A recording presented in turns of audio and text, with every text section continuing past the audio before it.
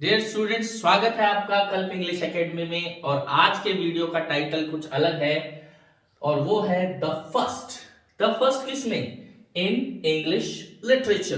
जी हाँ स्टूडेंट, ये कुछ ऐसी जानकारी है the first in English literature जो हर परीक्षा में पूछे जाते हैं। अब आप चाहे आरपीएससी की अलग अलग एग्जाम्स की तैयारी कर रहे हो या फिर आप बीए या 12th के इंग्लिश लिटरेचर के स्टूडेंट हो, आपको ये सब जानना बहुत जरूरी है। चाहे आप सेट एग्जाम की तैयारी कर रहे हो, चाहे नेट एग्जाम की तैयारी कर रहे हो, इन सब फैक्ट्स को आप ध्यान में रख लीजिए। निश्चित रूप से इनमें से एक क्वेश्चन आपके पेपर में जरूर पूछा जाएगा। The first in English literature, जी हाँ, यानी आपको पता है कि इंग्लिश लिटरेचर की शुरुआत जो है वो कोई एक दो सेंचुरी पहले की नहीं है। 5th सेंचुरी के आसपास इंग्लिश लिटरेचर का एज डेवलपमेंट, इंग्लिश लैंग्वेज का एक डेवलपमेंट स्टार्ट हो गया था अपने रूट फॉर्म में, अपने सीड फॉर्म में, जो रूट डालते डालते एक बड़े वृक्ष के रूप में आज हमारे सामने है। तो स्टूडेंट, वो कौन से लोग थे और वो कौन सी जानर थी जिसमें उन लोगों ने एक्सपेरिमेंट किए और अपने टाइम की, अपनी एज की एक पहली जानर इंग्लिश लिटरेचर में लिखी? तो उसी के लिए आज हम डिस्कस करने के लिए यहाँ पर है। तो देखते रहिए और हर फैक्ट को लर्न कर लीजिए, क्योंकि किसी भी परीक्षा में ये पूछा जा सकता है।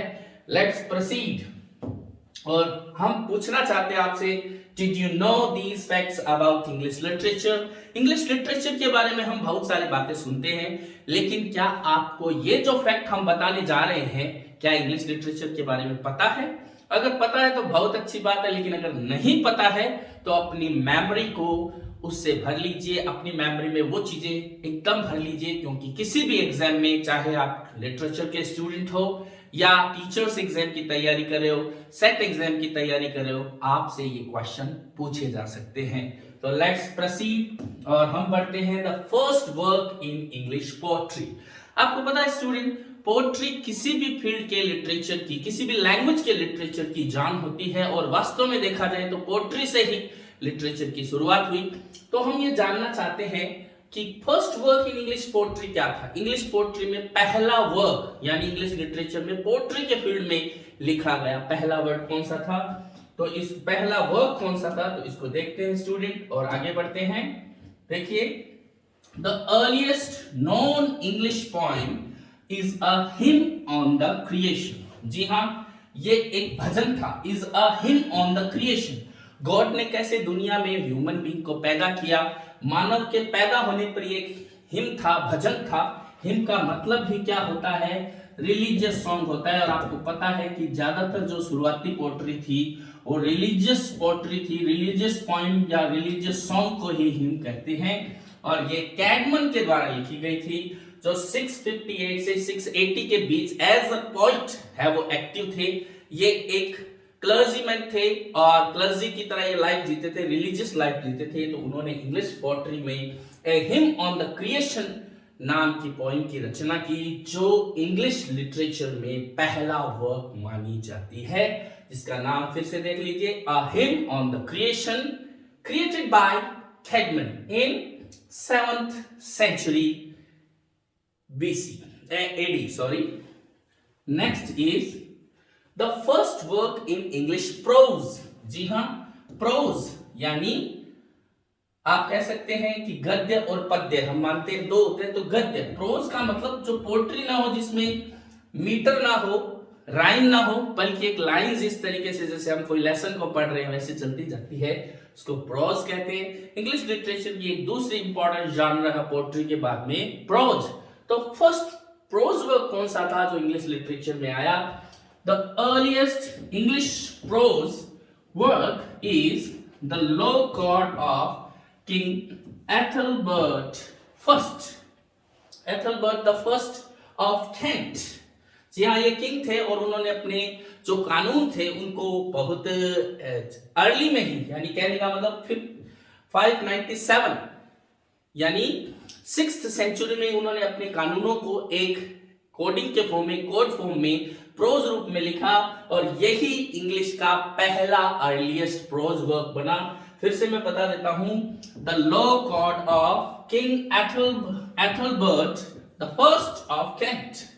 This is the first prose work in English हालांकि उस टाइम तक इंग्लिश लिटरेचर के रूप में इंग्लिश का पूरा डेवलपमेंट नहीं हुआ था, वो आप जानते हो 64 के आने के बाद हुआ। लेकिन हम कह सकते हैं कि इंग्लिश जो है जिन डायलेक्ट से डेवलप हुई, और ईस्ट सदर्न जो डायलेक्ट थी उससे जो इंग्लिश डेवलप हुई, उस डायलेक्ट में ही ये सारा प्रोज वर्क लिखा गया था, इसीलिए इसे first work in English prose कहा जाता है। Next, the first English tragedy. जी हाँ स्टूडेंट, ट्रेजेडी आप जानते हो ड्रामा को दो भागों में बांटा गया है। दो मुख्य पार्ट है ड्रामा के, ट्रेजेडी और कॉमेडी। कॉमेडी जो होती है वो हैप्पी एंडिंग के साथ हैप्पी इंसिडेंट्स को दिखाते हैं, जिसमें कोई डिजास्टर, मर्डर या कोई बहुत सीरियस इंसिडेंट नहीं होता है। लेकिन ट्रेजेडी में, जिसको हम हिंदी में दुखांतिका कहते हैं, लास्ट में मर्डर या उसके अंदर की जो स्टोरी है, जो पूरा मिल्यू होता है उसका, वो बहुत ही डार्क होता है, ग्लूमी होता है, जिसमें मर्डर या फिर सुसाइड्स, ब्लडशेड ऐसे होते हैं। और कई बार हीरो या हीरोइन की या जो मेजर कैरेक्टर होते हैं उनकी डेथ हो जाती है। तो फर्स्ट ट्रेजेडी इंग्लिश लिटरेचर में कौन सी लिखी गई? गोबर्डक। जी हाँ, गोबर्डक, जिसका दूसरा टाइटल फेरेक्स एंड पोरेक्स था। फेरेक्स एंड पोरेक्स, क्योंकि गोबर्डक इसमें एक मेजर कैरेक्टर है जो मदर है और उसके दो बेटे हैं फेरेक्स एंड पोरेक्स, इसलिए इस ट्रेजेडी को गोबर्डक भी कहते हैं और फेरेक्स एंड पोरेक्स भी कहते हैं। यह 1561 में लिखी गई, यानी जहां तक आते आते इंग्लिश जो है वो एक, हम कह सकते हैं कि एक फॉर्म के रूप में डेवलप हो गई थी। एक इंग्लिश जो है उसने अपने आप को एस्टेब्लिश कर लिया था by Thomas Sackville and Thomas Norton. जी हाँ, थॉमस सैकविल और थॉमस नॉर्टन ने पहली ट्रेजेडी लिखी गोबर्डक। फेरेक्स एंड पोरेक्स उसके मुख्य कैरेक्टर थे, और ये थॉमस नॉर्टन और थॉमस सैकविल, इन दो लोगों ने मिलकर लिखी, जॉइंट वेंचर था इनका। Was the first English play, ये पहला इंग्लिश प्ले था जो ट्रेजेडी था, और साथ ही साथ and first play to use blank words. जी हाँ स्टूडेंट, आपको ये भी ध्यान में रखना है कि ये पहला वर्क था जो एक तरीके से हम कह सकते हैं कि जिसने ब्लैंक वर्ड्स का यूज किया, जो आगे जाकर मार्लो और शेक्सपियर के हाथों पूरी तरह इंग्लिश ड्रामा के फील्ड में डेवलप हुआ। इंग्लिश ड्रामा को अपने फ्लोरिशिंग पॉइंट तक पहुंचाने के लिए, अपने पीक पॉइंट तक पहुंचाने के लिए ब्लैंक वर्ड्स का बड़ा रोल रहा, और उसके बाद आने वाले जो ड्रामेटिस्ट थे, चाहे वो मार्लो हो या शेक्सपियर हो, उन्होंने ब्लैंक वर्ड्स का यूज किया। तो आपको याद रखना है, फर्स्ट इंग्लिश ट्रेजेडी गोबर्डक है और इसका ऑल्टरनेटिव नेम है फेरेक्स एंड पोरेक्स, और ये 1561 में लिखा गया, यानी शेक्सपियर के बर्थ से भी पहले लिखा गया। और इसको दो जेंटलमैन थॉमस सैकविल और थॉमस नॉर्टन ने जॉइंट वेंचर के रूप में लिखा, और साथ ही साथ ये पहला वर्ड्स ड्रामा था जिसने ब्लैंक वर्ड्स का यूज किया। तो फर्स्ट इंग्लिश ट्रेजेडी हमें लर्न हो गई है। अब आगे बढ़ते हैं, द फर्स्ट इंग्लिश कॉमेडी। जी हाँ, जैसे मैंने आपको बताया, सुखांतिका, जिसमें कोई सीरियस ऐसा इंसिडेंट नहीं होता है जो दुख भरा हो, बहुत हैप्पी एंडिंग होती है, और जो घटनाएं होती है उनका क्रम भी उनको इस तरीके से सेट किया जाता है that they arouse our humorous attention, we are happy that no great disaster will happen, यानी कोई बुरी घटना इसमें नहीं होगी, बहुत ही सिंपली स्मूथ सी स्टोरी चलेगी, और निश्चित रूप से हीरो और हीरोइन की एक मिलन हो जाएगा, और हैप्पी एंडिंग के साथ ड्रामा जो है फिनिश होगा। उसको कहते हैं कॉमेडी। और पहली कॉमेडी के रूप में रैल्फ डॉयस्टर का नाम लिया जा सकता है, जो 1552 में जो है वो लिखा गया और परफॉर्म किया गया। हालांकि इसकी डेट के बारे में कई जगह इसको 1551 में, कई जगह इसको 1553 में भी बताया गया है, लेकिन स्टूडेंट्स 1552 एक ऐसी डेट है जिस पर बहुत से स्कॉलर्स जो है वो एग्री करते हैं, इसलिए हमने इसकी डेट को 1552 लिखा है, बाय निकोलस उडेल। जी हाँ, रैल्फ डॉयस्टर जो 1552 में पब्लिश हुआ ड्रामा था, निकोलस उडेल ने लिखा है, जो इंग्लिश लिटरेचर की पहली कॉमेडी थी, is regarded as the first comedy in English literature. English literature की पहली कॉमेडी है। आपको याद रखना चाहिए, हम कॉमेडी मूवी का मतलब हम ऐसे समझते हैं कि बस हंसना ही हंसना हो, लेकिन नहीं, कॉमेडी का मतलब केवल ये नहीं होता, कॉमेडी का मतलब एंडिंग जो है वो हैप्पी होती है। और इस रूप में पहला जो वेंचर था वो था रैल्फ रोएस्टर डोएस्टर, जो निकोलस फ्लेमिंग का 1552 में लिखा गया। आगे बढ़ते हैं students, the first in English literature की स्टडी में हम आ गए हैं द फर्स्ट इंग्लिश नॉवल। जी हाँ, नॉवल क्या होता है? नॉवल शॉर्ट स्टोरी से बड़ा, नॉवेलिस्ट से भी बड़ा होता है, और जिसमें बहुत ज्यादा डेवलपमेंट किया जाता है स्टोरी का, सोशल मिलियू का, इंसिडेंट्स का, कैरेक्टर्स का पूरा डेवलपमेंट होता है। जो एक बड़ी स्टोरी हम कह सकते हैं, एक लंबी चौड़ी स्टोरी बहुत डिटेल में होती है, वो नॉवल होती है। नॉवल को हिंदी में हम कहते हैं उपन्यास। जी हाँ, पहला उपन्यास, इंग्लिश लिटरेचर का पहला उपन्यास, the first novel is usually credited to be Daniel Defoe's Robinson Crusoe।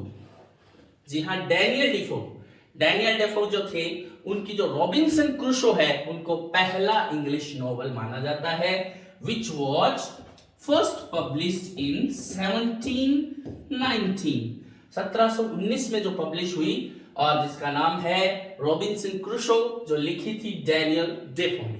जैसे स्टूडेंट, इस मामले में भी आपको कई बुक्स में अलग अलग जगह पर आपको मतभेद मिलते हैं। जो हिस्टोरियंस हैं, इंग्लिश लिटरेचर के बारे में बात करने वाले जो कमेंटेटर्स हैं, क्रिटिक्स हैं, उनके मामले में, यहां तक कि कुछ लोग मानते हैं कि 1740 में सैमुअल जो रिचर्डसन है, उन्होंने पामेला नाम का एक कैरेक्टर लिखा, एक नॉवल लिखा था, पामेला या वर्चू रिवार्डेड। उन्होंने जो ये नॉवल लिखा था, उसको भी फर्स्ट नॉवल कई लोग मानते हैं, क्योंकि वो ट्रू नॉवल था, उसमें नॉवल के सारे एलिमेंट थे। हालांकि उसको आज इंग्लिश लिटरेचर में first true novel of character के नाम से उसको बोला जाता है। लेकिन फिर भी आपको ध्यान रखना है कि डैनियल डिफो के रॉबिन्सन क्रूसो को ही first novel of English literature माना गया है। हालांकि इसमें नॉवल के कुछ कई एलिमेंट्स इसमें नहीं थे, या उस तरीके से पूरा ट्रू नॉवल इसको नहीं कह सकते, लेकिन इस दिशा में पहला अटेम्प्ट जो है वो डैनियल डिफो ने ही किया था। नेक्स्ट आगे बढ़ते हैं students, the first use of blank verse in English. Blank verse का पहला यूज। अब आपके ध्यान में आना चाहिए कि ब्लैंक वर्स क्या है। जी हाँ स्टूडेंट, आप देखते हो पोएट्री में क्या होता है कि कोई ना कोई राइम स्कीम रहती है, यानी जो लाइंस ऑफ पॉइंट्स होती है वो एंडिंग में क्या करती है, मिलती है। जैसे कैन, बैन, स्टोरी, थोड़ी, इस तरीके से वर्ड्स जो है वो एक दूसरे से मिलते जाते हैं, इसको कहते हैं राइम स्कीम। वो अलग अलग पैटर्न में हो सकती है, जिनके बारे में हम फॉर्म्स ऑफ इंग्लिश लिटरेचर में पढ़ेंगे। लेकिन ब्लैंक वर्ड्स का यूज, ब्लैंक का मतलब क्या होता है, खाली, यानी ऐसी राइम्स जो आयम्बिक पेंटामीटर में लिखी गई है, यानी एक स्टैंडर्ड फॉर्म में लिखी गई है, लेकिन विदाउट राइम, जो बिना किसी राइम के होती है, जिसमें राइम स्कीम नहीं होती। सीधे शब्दों में कहे तो पोएम की एंडिंग जो होती है वो तुकबंदी टाइप की नहीं होती, बल्कि अलग अलग साउंड के साथ पोएम्स की लाइन का एंड होता जाता है, उसे ब्लैंक वर्स कहते हैं। और फर्स्ट ब्लैंक वर्स किसने लिखा? It was by Henry Howard. जी हाँ, हेनरी हावर्ड का नाम जो है इंग्लिश लिटरेचर में बहुत रिस्पेक्ट के साथ लिया जाता है, जिनका टाइटल था अर्ल ऑफ सरे। उन्होंने एक ट्रांसलेशन किया था in his translation of the Aeneid. जी हाँ, अनीड का जो है, अनियट या इनियट, दोनों इसके प्रोनाउंसिएशन है। अनियट या इनियट जो उन्होंने लिखा था, एक्चुअल में उन्होंने ट्रांसलेशन किया था ये वर्जिल जो रोमन पोइट थे, उनका एक बहुत बड़ा एपिक है, उसका उन्होंने ट्रांसलेशन किया था इंग्लिश में, और उस ट्रांसलेशन को उन्होंने ब्लैंक वर्ड्स में लिखा था। और यही फर्स्ट यूज था ब्लैंक वर्ड्स का, जो कंपोज हुई थी इन 1540। जी हाँ, 1540 में उन्होंने ये लिखा था और ये ट्रांसलेशन किया था अनियट का, जो वर्जिल की एक बहुत बड़ा एपिक है, जो रोमन पोएट थे। और किसके द्वारा किया गया? हेनरी हावर्ड के द्वारा, जो अर्ल ऑफ सरे भी कहलाते हैं। उन्होंने अनियट का जो ट्रांसलेशन किया था, जो 1540 में पब्लिश्ड पोस्ट्यूमसली। जी हाँ, ये मरणोपरांत, उनकी मृत्यु के उपरांत, पोस्ट्यूमसली का मतलब होता है मरने के बाद, उनकी डेथ के बाद ये पब्लिश हुआ था ड्यूरिंग 1554 टू 1557 में ये पब्लिश हुआ था। लेकिन हम कह सकते हैं कि first use of blank verse was done by Henry Howard, जो अर्ल ऑफ सर्वे थे। और इन्होंने किसमें किया, उन्होंने वर्जिल के जो एपिक है द एनियड, उसके ट्रांसलेशन में सबसे पहले इंग्लिश में उन्होंने ब्लैंक वर्स का यूज किया था। Blank verse means lines of iambic pentameter without any rhyme scheme, blank. तो स्टूडेंट अब आप समझ गए होंगे कि ब्लैंक वर्स क्या होता है और उसका फर्स्ट यूज इंग्लिश में कहां हुआ। Next is the first sonnet in English. Yes, sonnet एक ऐसी चीज है जो इंग्लिश लिटरेचर के स्टूडेंट के लिए बहुत ही कॉमन है।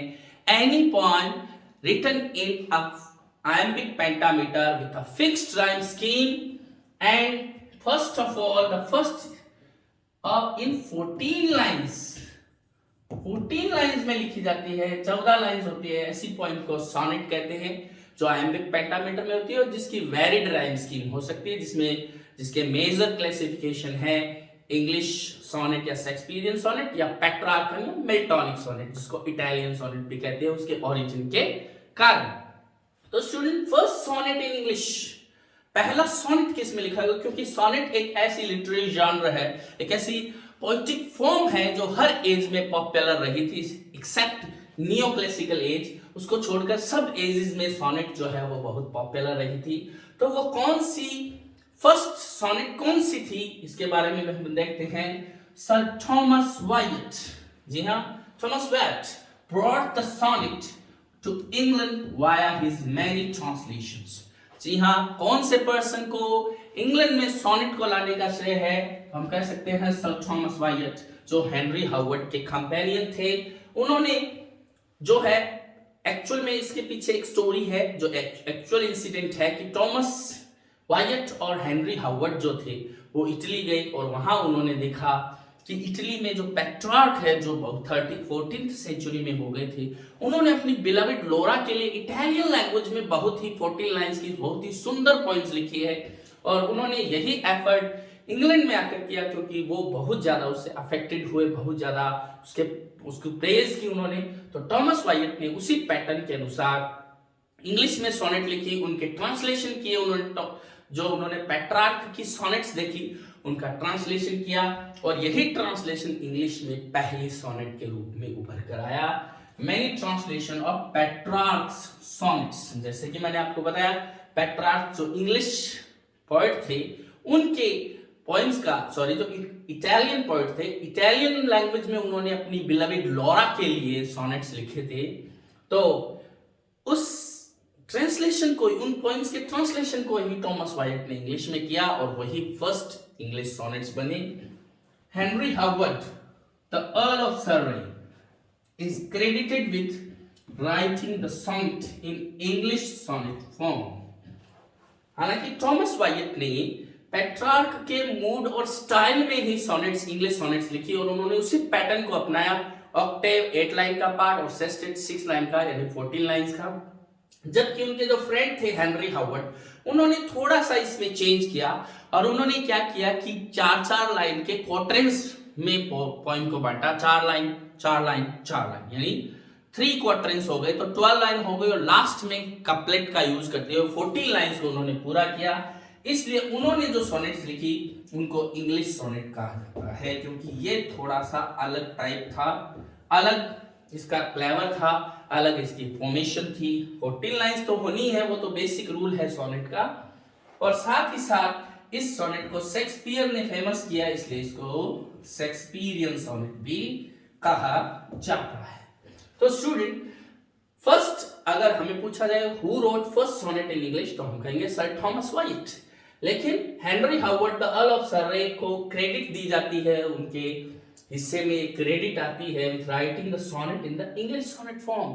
इंग्लिश सोनेट फॉर्म में उन्होंने लिखा, जिसका मतलब 3 क्वार्टरेंस और 4 lines and a concluding couplet, और लास्ट में कपलेट होता था। 14 लाइंस की पोएम होती थी, जिसे इंग्लिश सोनेट या शेक्सपियरियन सोनेट कहा गया, क्योंकि शेक्सपियर ने इसी स्टाइल को अपनाया था। तो स्टूडेंट आगे बढ़ते हैं, थोड़ा सा सोनेट के बारे में हम एक नोट के थ्रू देख लेते हैं कि सोनेट क्या थी। जैसे कि मैंने आपको बताया 14 लाइन्स पोएम थी रिटन इन आयम्बिक पेंटामीटर, और शुरुआत कहां पर हुई इसके बारे में थोड़ा सा हम देखते हैं। The sonnet was invented in Italy. तो first of all, where was sonnet invented? Italy by a 13th century notary named Giacomo da Lentini। जी हाँ, Giacomo da Lentini ने सबसे पहले सोनेट लिखी, लेकिन इस फॉर्म को वो पॉपुलर नहीं कर सके, but the form was popularized by a 14th century humanist scholar, एक स्कॉलर जिन्होंने उसको पॉपुलर किया, named Francisco Petrarca। जी हाँ, फ्रांसिस्को पेट्रार्का ने इसको पॉपुलर किया। हालांकि पहला सोनेट लिखने का जो प्रयास था या पहली जो सोनेट लिखी गई वो जियाकोमो दा लैंटिनी जो एक नोटेरी थे उन्होंने ये लिखी, लेकिन इसको पॉपुलराइज करने का श्रेय फ्रांसिस्को पेट्रार्का को है, जिसको हम पेट्रार्क नाम से इंग्लिश में संबोधित करते हैं। और हम कह सकते हैं कि पेट्रार्क ने इसको फर्स्ट जो है रूट दी, और इसीलिए Petrarch is called father of English, father of sonnets. अब जैसे कि मैंने आपको बताया कि इनको जब पेट्रार्क के डेथ के कई सालों बाद जब हेनरी हावर्ड और थॉमस वायट जब इटली के अपने टूर पर आए और वो जब इस फॉर्म से बहुत ज्यादा प्रभावित हुए, तो थॉमस वायट और हेनरी हावर्ड ने अपने अपने स्टाइल से उस पर एक्सपेरिमेंट किया। थॉमस वायट ने पेट्रार्क की ही पॉइंट्स का ट्रांसलेशन किया, तो वहीं हेनरी हावर्ड ने उसमें अपने स्टाइल से चेंज करके उसको एक नया फॉर्म दिया, जो जैसे कि मैंने आपको बताया कि थॉमस वायट ने ऑक्टेव और सेस्टेट जो पेट्रार्क का पैटर्न था उसी को फॉलो किया, जबकि हेनरी हावर्ड ने 3 क्वार्टरेंस और एक कपलेट के रूप में पूरी पोएम को डिवाइड किया। और उनकी डेथ के तक सोनेट कोई बहुत फेमस नहीं हुई, लेकिन in 1557 an important poetry collection titled Songs and Sonnets, spelling कुछ आपको अलग लग सकती है क्योंकि ये उस टाइम की जो एक्चुअल टाइटल था उस पर है, Songs and Sonnets, इस नाम से 1557 में एक कलेक्शन पब्लिश हुआ, जो एक्चुअल में एक कलेक्शन था अलग अलग अपने टाइम के पोइट्स का, जिसमें उन्होंने जो इसके पब्लिशर थे, जो इसको एडिट करने वाले थे, later refer to as Tottel's Miscellany, Richard Tottel. जी हाँ, रिचर्ड टोटल ने क्या किया कि इस कलेक्शन में उन्होंने जो हेनरी हावर्ड और थॉमस वायट के कलेक्शन जो लिखी हुई सोनेट थी उनको भी पब्लिश किया। इसलिए फर्स्ट टाइम सोनेट पब्लिश किस में हुई, तो हम कह सकते हैं इंग्लैंड में सबसे पहले सॉन्ग्स एंड सोनेट्स, या जिसको बाद में हम टोटल्स मिससेलेनी, क्योंकि रिचर्ड टोटल ने इसको पब्लिश किया था, उसके लिए उसके सेकंड नेम लेटर नेम के आधार पर टोटल्स मिससेलेनी उसे कहा जाता है। 1557 में जो पब्लिश हुई was published featuring works by both poets, जिसमें दोनों पोइट्स के वर्क को पब्लिश किया गया था। इस तरीके से इंग्लैंड में भी सोनेट्स जो है वो पॉपुलर होनी स्टार्ट हुई। तो स्टूडेंट आप देख सकते हैं सोनेट कहां पे इन्वेंट हुई, इटली में हुई। सोनेट को शुरुआत करने वाले जियाकोमो दा लैंटिनी थे, लेकिन इसको पॉपुलर करने वाले पेट्रार्क थे, और फिर इसको इंग्लैंड में लाने वाले दो लोग थे, थॉमस वायट और हेनरी हावर्ड। और ये सबसे पहले सॉन्ग्स एंड सोनेट, जिसको टोटल्स मिससेलेनी कहते हैं, 1557 में जो पब्लिश हुई उससे सोनेट इंग्लिश में पॉपुलर हुई। तो आगे बढ़ते हैं students. The first sonnet sequence in English, जी हाँ, पहला सोनेट सीक्वेंस। सोनेट सीक्वेंस क्या होता है? सोनेट का के बारे में हमने देखा, certain poem having 14 lines with a fixed rhyme scheme written in iambic pentameter, it's called a sonnet। ठीक है, उसको सोनेट कहते हैं। सोनेट सीक्वेंस मतलब एक सोनेट जहां पे फिनिश होती है जिस फीलिंग के साथ, उससे अगली सोनेट जो है उसी फीलिंग्स को शुरू करते हुए नया रूप देते हुए आगे बढ़ती है, फिर उससे अगली सोनेट, फिर उससे अगली सोनेट, ऐसे एक एक करके जो है वो सोनेट चलती जाती है। और ये जो कलेक्शन कहलाता है उसको कहते हैं सोनेट सीक्वेंस, यानी सोनेट का एक के बाद एक आने वाला सीक्वेंस। तो पहला सोनेट सीक्वेंस किसने लिखा? Sir Philip Sidney wrote the first known Petrarchan sonnet sequence। आपको पता है कि इंग्लिश में सबसे पहले पेट्रार्कन सोनेट को थॉमस वायट ने जो है वो सबसे पहले कॉपी किया था, उसका ट्रांसलेशन किया था। तो सोनेट सीक्वेंस भी पहला जो लिखा गया वो इंग्लिश स्टाइल में नहीं लिखा गया, बल्कि पेट्रार्कन सोनेट सीक्वेंस में लिखा गया in English in the 1580s या 1580 के दशक में सबसे पहला सोनेट सीक्वेंस लिखा गया।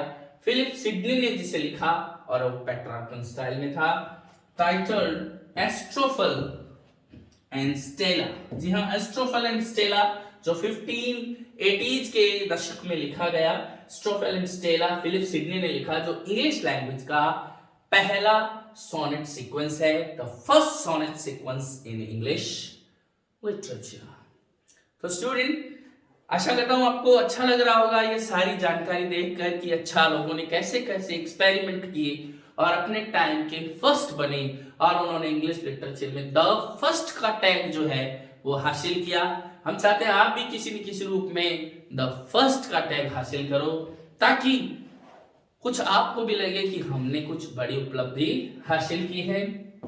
आगे बढ़ते हैं। The first use of blank words in English. जी हाँ, हेनरी हावर्ड ने translation of Virgil's the Aeneid, जैसे कि हमने बात की थी, ब्लैंक वर्ड्स का पहला यूज किसने किया? Blank words first appeared in England in the 1550 by Henry Howard, earl of Surrey, with his translation of Virgil's the Aeneid। जैसे कि मैंने आपको बताया, इस पर हमने पहले चर्चा कर ली। पहला ब्लैंक वर्स जो है वो वर्जिल के अनियत को ट्रांसलेट करते हुए हेनरी हावर्ड ने ब्लैंक वर्स का यूज किया था। ब्लैंक वर्स क्या होता है इसके बारे में हम चर्चा कर चुके हैं, एक बार फिर से रिपीट हो गई है। Next is first use of heroic couplet. जी हाँ, हेरोइक कपलेट, हेरोइक कपलेट नहीं, कपलेट, कपलेट इन इंग्लिश। तो हेरोइक कपलेट क्या होता है? देखिए स्टूडेंट्स, कपलेट का मतलब ऐसी कोई भी पोएम होती है, ऐसा कोई भी स्टेंजा होता है जिसकी राइम स्कीम जो which when two lines rhymes with each other, A B B C C, इस स्टाइल में जब राइम स्कीम चलती है तो उसे कपलेट कहते हैं। तो अब हेरोइक कपलेट, चूंकि कपलेट एक ऐसी फॉर्म थी जिसका हीरोइज्म की पोएम में बहुत ज्यादा यूज हुआ, हीरोइज्म की जो पोएम्स है उसमें इसका बहुत ज्यादा यूज होने के कारण इसको हेरोइक कपलेट जो है वो कहने लग गए। बाकी हेरोइक कपलेट में और कपलेट में कोई अंतर नहीं होता है, यानी जो राइम स्कीम जो होती है वो A B B C C D D इस तरीके से चलती है। जैसे मान लीजिए पहली लाइन का लास्ट लेटर C हो और अगली लाइन का T हो तो C T, फिर मान लीजिए लेट हो और अगला हो फेट, तो ये A B B इस तरीके से जो राइम स्कीम चलती है इसको कपलेट कहते हैं। तो first use of heroic couplet in English देखते हैं। Heroic couplet is a traditional form for English poetry. English poetry में हेरोइक कपलेट जो है वो बहुत लंबे टाइम से चला रहा है। और ऐसे अब देखेंगे कि अगर आप इंग्लिश लिटरेचर की हिस्ट्री को पढ़ेंगे तो जो नियो क्लासिकल एज था, नियो क्लासिकल एज यानी 1700 से लेकर, और आप अगर देखेंगे कि 1700 में जब नियो क्लासिकल एज की शुरुआत हुई ड्राइडन से, तो वहां से लेकर अगर आप आगे तक चलेंगे तो 18th सेंचुरी का जो पूरा लिटरेचर है वो हेरोइक कपलेट में लिखा गया। यानी नियो क्लासिकल एज की जो पोएट्री है it is the poetry of heroic couplet. तो consisting of a rhyming pairs of line, जी हाँ ऐसे पेयर चलते हैं A B B C C, इस तरीके से पेयर्स चलते हैं।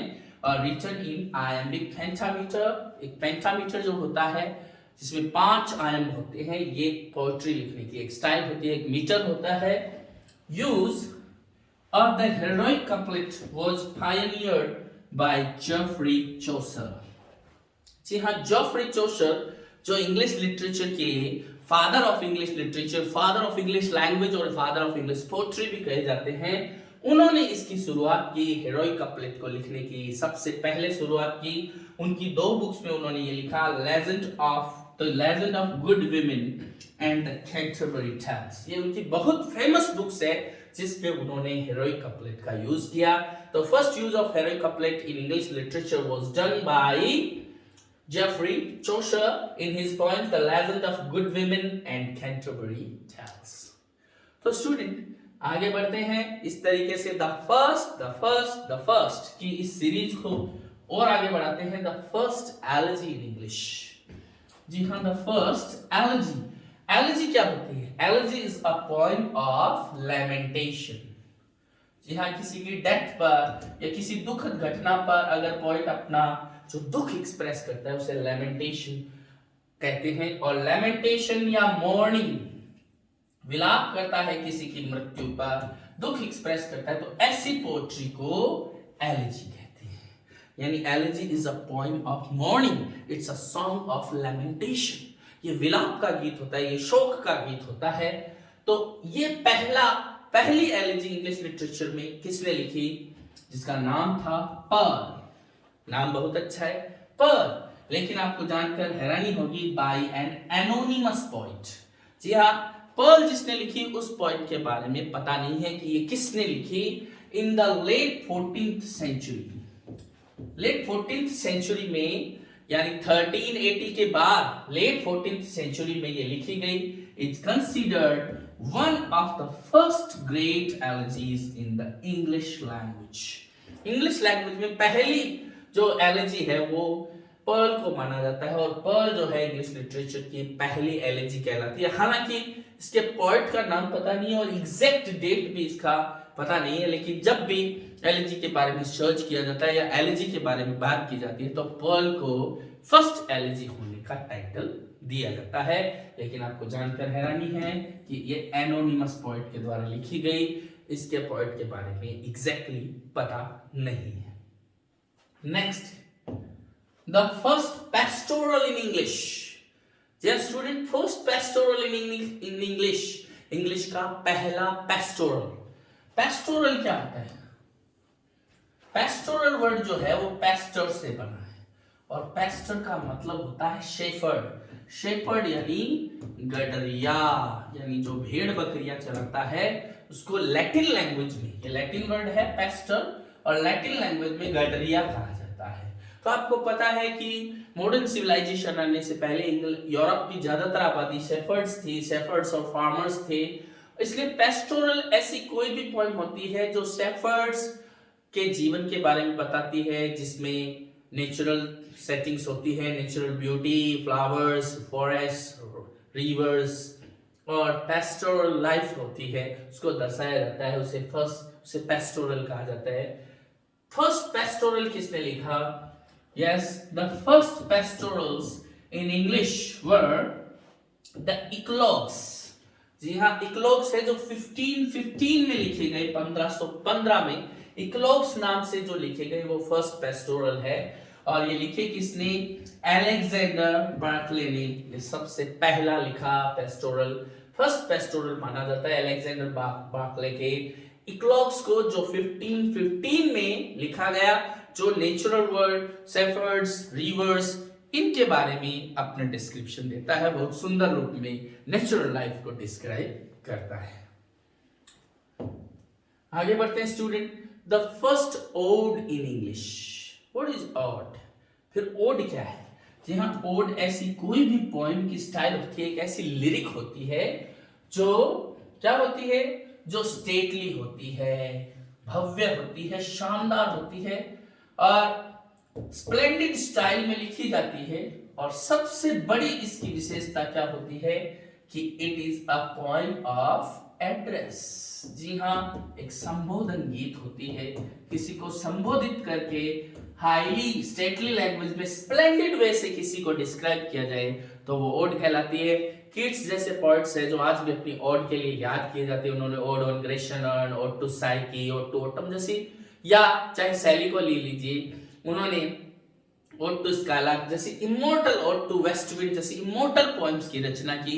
ओड इंग्लिश लिटरेचर के इतिहास में बहुत इंपॉर्टेंट रही है. ओड ऐसी कोई भी पोएम ऑफ एड्रेस होती है जिसमें पोएट जो है किसी बर्ड को, किसी नेचुरल पावर को, जैसे मान लीजिए वो विंड हो सकती है, या किसी अपने मन की स्थिति को, या किसी सुपर नेचुरल पावर को जो है वो एड्रेस करता है, उसको संबोधित करके उसके बारे में बहुत ही स्प्लेंडेड तरीके से स्टैटली लैंग्वेज में स्टैटली स्टाइल से अपनी बात कहता है, जो लॉन्ग पोएम के रूप में होती है। तो देखिए, the earliest odes in English language were the epithalamium and prothalamium. जी हाँ, एपिथैलेमियम और प्रोथैलेमियम जो एडमंड स्पेंसर ने लिखी थी, उसको इंग्लिश लिटरेचर के इतिहास की फर्स्ट ओड माना जाता है। The first ode in English literature is Edmund Spenser, जिनका नाम टाइटल एपिथैलेमियम एंड प्रोथैलेमियम था। तो आपको ध्यान रखना है, एपिथैलेमियम is an ode written by Edmund Spenser to his bride Elizabeth Boyle। जी हाँ, एपिथैलेमियम जनरली शादी के गीत को ही कहते हैं एपिथैलेमियम, जो एडमंड स्पेंसर ने अपनी वाइफ एलिजाबेथ बॉयल के लिए लिखा था। बहारों फूल बरसाओ मेरा महबूब आया है, इस टोन में उन्होंने कोई अच्छा सा सॉन्ग ऐसे लिखा है जो फर्स्ट ओड बनी इंग्लिश लिटरेचर की। ऑन देयर वेडिंग डे, शादी वाले दिन ही उसको एड्रेस करते हुए उसने ब्यूटीफुल पोएम लिखी इन 1594। It was first published in 1595 और 1594 में फर्स्ट जो ओड है वो लिखी गई और अगले ही साल 1595 में first ode of English literature जो है वो पब्लिश हुई और एडमंड स्पेंसर जो है पोएट्स पोएट जिनको कहा जाता है, उनको first ode of English literature लिखने का क्रेडिट दिया जाता है। तो स्टूडेंट, आशा है आपको पसंद आ रहा होगा। निश्चित रूप से आप अपने कमेंट्स, अपनी जो फीलिंग्स है, आपको जो इसमें अच्छा या बुरा लगता है वो जरूर हमें अपने कमेंट्स से बताएंगे, क्योंकि आपके कमेंट्स जो है वो हमारे लिए एक एनर्जी का काम करते हैं। हमें लगता है कि हम वो कुछ दे पा रहे हैं जो आपको चाहिए। तो आपको ध्यान रखना इन सब चीजों का, क्योंकि कोई भी जो है वो आपका क्वेश्चन बनकर एग्जाम में आ सकता है। Next is the first closet drama in English. यहाँ ड्रामा के फॉर्म ट्रेजेडी और कॉमेडी के बारे में हमने स्टडी की कि फर्स्ट ट्रेजेडी कौन सी थी, फर्स्ट कॉमेडी कौन सी थी। तो फिर ये अगला रूप आया है क्लोजिट ड्रामा। जी हाँ, क्लोजिट ड्रामा ऐसा ड्रामा होता है that is written not for performance but for reading, यानी स्टेज पर परफॉर्मेंस करने के हिसाब से जिसको नहीं लिखा जाता, उसको केवल पढ़ने के लिए लिखा जाता है, उसको क्लोजिट ड्रामा कहते हैं। यानी स्टेज के लिए नहीं होता, जो क्लोजिट के लिए ही होता है, यानी थोड़ा सा छोटा होता है और उसका उद्देश्य जो है वो ड्रामा को स्टेज पर परफॉर्म करना नहीं, बल्कि ऑडियंस, उसको जो रीडर्स है उनके लिए लिखा जाता है। द क्लोजिट ड्रामा और क्लोजिट प्ले, जो कि ड्रामा को प्ले भी कहते हैं, is a play created primarily for reading। जी हाँ, जो रीडिंग के लिए लिखा जाता है। मैंने आपको कहा स्टेज पर परफॉर्मेंस करने के लिए ड्रामा लिखा जाता है, लेकिन क्लोजिट ड्रामा एक ऐसा ड्रामा या प्ले होता है जो रीडिंग के लिए लिखा जाता है rather than production on stage। Stage पर प्रोडक्शन के बजाय जो रीडिंग के लिए लिखा जाता है। और सबसे पहला जो क्लोजिट ड्रामा था John Milton's play Samson agonists, जो ऑटोबायोग्राफिकल माना जाता है, क्योंकि ये भी मिल्टन की लाइफ से मिलता जुलता। सैमसन एगोनिस्ट जो किंग था इजराइल का, उसके साथ जो हुआ वो लगभग मिल्टन की लाइफ से एक सिमिलैरिटी रखता है। सैमसन एगोनिस्ट उन्होंने लिखा था रिटन इन 1671। तो 1671 में उन्होंने लिखा था। इसको इंग्लिश लिटरेचर का फर्स्ट क्लोजिट ड्रामा कहा जाता है। Is the first example of it in English literature. English literature का पहला एग्जाम्पल इसे कहा जाता है। आज तक आपने पहला पहला प्यार है, पहली पहली बार है, ये तो जरूर सुना होगा, लेकिन पहली पहली बार तो है, लेकिन पहली पहली बार क्या है ये आज हम इस वीडियो के थ्रू देख रहे हैं। Next is first picaresque novel in English. जी हाँ, पिकरेस्क नॉवल, पहला पिकरेस्क नॉवल क्या था और एक्चुअली पिकरेस्क नॉवल होता क्या है उसके बारे में हम जानकारी लेते हैं। पहले हम देख लेते हैं, क्योंकि अगला जो नोट है वो पिकरेस्क नॉवल के बारे में ही है। फर्स्ट पिकरेस्क नॉवल क्या था? It is the unfortunate traveller और the life of Jack Wilton. जी हाँ, अनफॉर्चुनेट ट्रैवलर का ही दूसरा नाम the life of Jack Milton था। जैक मिल्टन इसमें हीरो होता है, इसलिए और वही अनफॉर्चुनेट ट्रैवलर होता है। इसलिए उसके इस ड्रामा को, उसके इस नॉवेल को 1594 में जो पब्लिश हुआ, इसको फर्स्ट पिकरेस्क नॉवेल कहा जाता है। और इसको लिखने वाले पर्सन थे थॉमस नेस। जी हाँ, थॉमस नेस को first picaresque novel in English लिखने की क्रेडिट दिया जाता है, जिसके फर्स्ट पिकरेस्क नॉवेल का नाम अनफॉर्चुनेट ट्रैवलर और अल्टरनेटिव नाम the life of Jack Milton था, जो 1594 में पब्लिश हुआ। और अब हम बात करते हैं पिकरेस्क नॉवेल होता क्या है। देखिए स्टूडेंट, पिकरेस्क एक्चुअल में जो वर्ड है वो स्पेनिश लैंग्वेज से लिया गया है, स्पेनिश लैंग्वेज से। और स्पेनिश लैंग्वेज में पिकारो वर्ड आता है, पिकारो, और पिकारो का मतलब होता है रॉग या दुष्ट व्यक्ति। तो इस तरीके से इसकी ओरिजिन हुआ, इसके बारे में हम नोट से देखते हैं। पिकरेस्क takes its name from the Spanish term picaro। जी हाँ, स्पेनिश वर्ड पिकारो से ये वर्ड निकला है, पिकरेस्क, which translates roughly to rogue or rascal।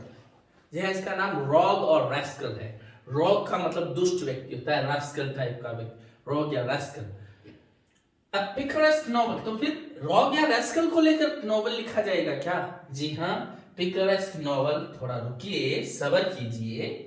पिकरेस्क novel is a genre ऑफ फिक्शन, या फिक्शन की genre। फिक्शन यानी नॉवल की एक रूप है, एक फॉर्म है, where the reader will follow the adventure of a roguish hero। जी हाँ, roguish हीरो होता है, एक पुष्पा टाइप का हीरो होता है, झुकेगा नहीं साला वाला हीरो होता है। जो रोगिश हीरो होता है, थोड़ा सा रोगिश होता है, थोड़ा सा दुष्ट टाइप का होता है। और हीरोइन भी हो सकती है, क्योंकि अपनी छोरियां क्या छोरों से कम है, तो इसलिए एडवेंचर ऑफ रोगिश हीरो और heroine.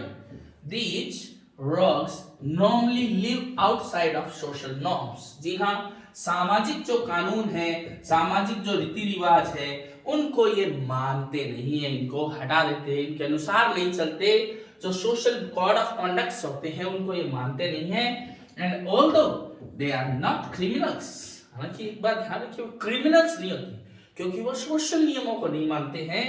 They certainly do not follow society's rules, society के रूल को फॉलो नहीं करते, अपनी अलग ही जिंदगी जीते हैं, किसी को तंग परेशान नहीं करते, लेकिन कई लोगों का भला करते हैं और एक अलग सी जिंदगी जीते हैं, जिससे हमें लगता है कि यार आदमी कैसा भी हो, आदमी मजेदार है, और हम हमारी एक सिंपैथी जो रीडर के रूप में उसके साथ होने लगती है, उसके एक्शंस को हम जस्टिफाई करने लगते हैं। इस तरीके की जो नॉवेल्स होती है वो पिकरेस्क नॉवेल होती है। और आपको ध्यान रखना चाहिए कि थॉमस नेस की 1594 में लिखी हुई द अनफॉर्चुनेट ट्रैवलर और the life of Jack Milton was the first picaresque novel of English literature. तो स्टूडेंट, आपको निश्चित रूप से ये वीडियो पसंद आया होगा, क्योंकि इसमें आपको बहुत कुछ जानने को मिला है, व्हाट वाज द फर्स्ट। तो इसी तरह आपके जीवन में भी द फर्स्ट कहने का मौका आए और आप अपनी फील्ड में कुछ अच्छा कर पाओ, इसी आशा और विश्वास के साथ कल्प इंग्लिश एकेडमी आपसे विदा लेना चाहती है। और मैं ये चाहता हूं कि आपको अगर ये वीडियो पसंद आए तो आप चैनल को शेयर करें, सब्सक्राइब करें, अपने साथियों को बताएं। आप खुश रहें, प्रसन्न रहें। Thank you, good night.